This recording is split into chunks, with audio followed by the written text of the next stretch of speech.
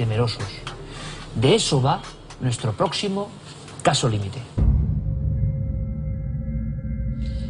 Y el último caso límite no puede ser otro. Le tengo un especial cariño a esta historia.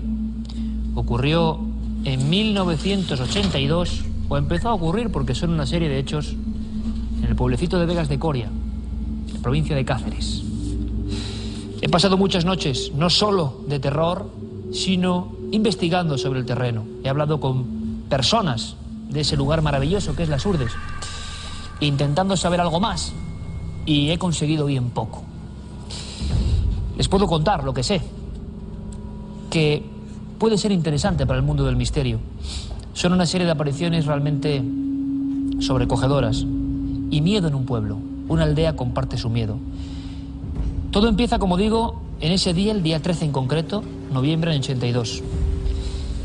Imagínense a un hombre fornido, un hombre del campo, Eusebio Iglesias, 56 años, acostumbrado a una vida, desde luego, dura, nada cómoda, y que en mitad de la planicie, recogiendo una serie de productos para su huerto, va con su mulo de carga, escucha una voz. Todo empieza con una voz. Es una voz extraña, es una voz que parece que le imprega, que le llama desde atrás. Él logra entender la frase: ¿es que no me conoces? Entonces contemplará que en mitad de esa llanura hay un individuo, una figura, una sombra, el arquetipo de una especie de entidad que ha sido, ¿verdad?, protagonista en casi todos los casos límite.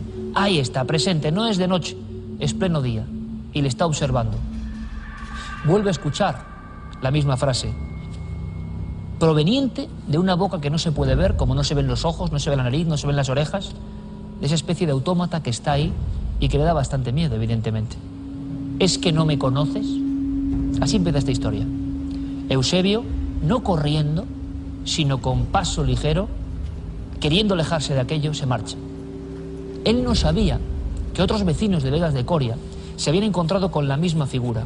No cabía la menor duda. Unos eran unos jóvenes, precisamente, que regresaban de la zona de Arrolobos. Todo se concentraba en una curva que he recorrido 1 y 100 veces, en una curva cerrada entre serranías y barrancos. Volvían Joaquín Sánchez y Germán y Cristino Domínguez, 3 amigos de la juventud, tranquilos, pedaleando, ya ha caído la noche. Alguno lleva luz en su bicicleta y puede iluminar sectorialmente el camino.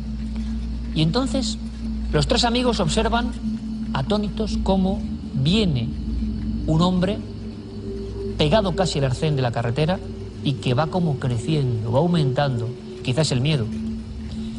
Llega a estar muy cerca de ellos, tienen que frenar en seco. Uno cae con la bicicleta y llega a estar prácticamente pegado a esta entidad, a esta figura, a este lo que sea. Para muchos en Vegas, a partir de ese instante, cuando los muchachos cuentan su experiencia, no cabe duda, las ancianas urdanas vuelven a hablar del demonio, que allí tiene muchos nombres, nombres ancestrales, antiquísimos.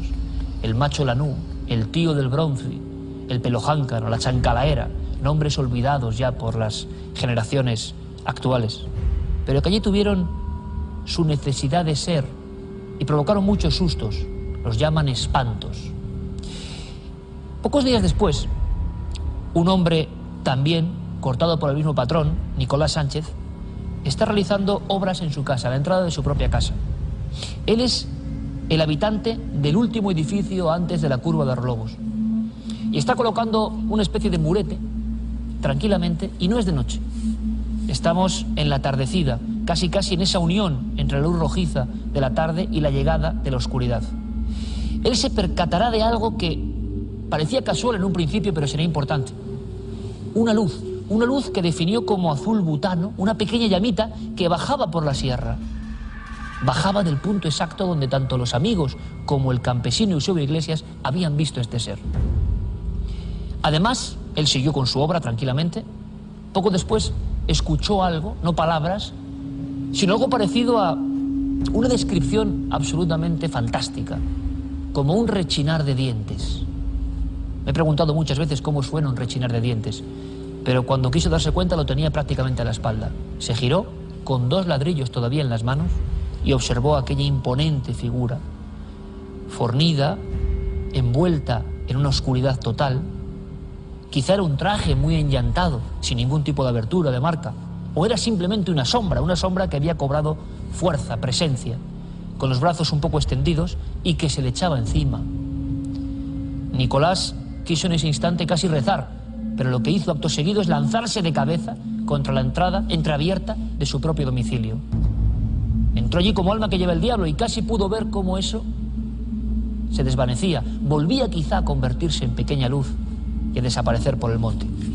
Después de estos acontecimientos, personas importantes de Vegas de Coria aseguraron en plena plaza haber visto, en plena calle, al mismo ser, a la misma figura, a la misma entidad imposible.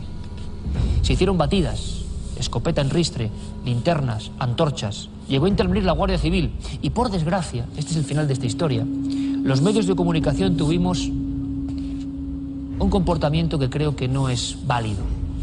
Algunos rotativos hablaron de un fantasma medieval asusta a los habitantes de Vegas de Coria. Otros hablaron de la España negra, que era imposible. Mientras tanto, aquellas buenas gentes, con miedo, aquel individuo se lanzaba por los barrancos, desaparecía, aparecía, era como un demonio de otro tiempo.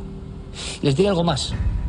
Desde ese momento, desde la acertada intervención de la prensa, los buenos habitantes de Vegas de Coria sellaron sus bocas para siempre. He viajado una y más de una vez, más de 10 y casi 20, y les he preguntado, y no han querido contarme. Eso para mí es el sello de lo auténtico. Tanto miedo concentrado y tanto secreto. Algo les tuvo que pasar y quizá sepan algo más. Han pasado muchos años, pero les aseguro que yo no cejo en el empeño. Quizá algún día encuentre alguna pista para conocer a esa sombra, el demonio de Vegas de Coria.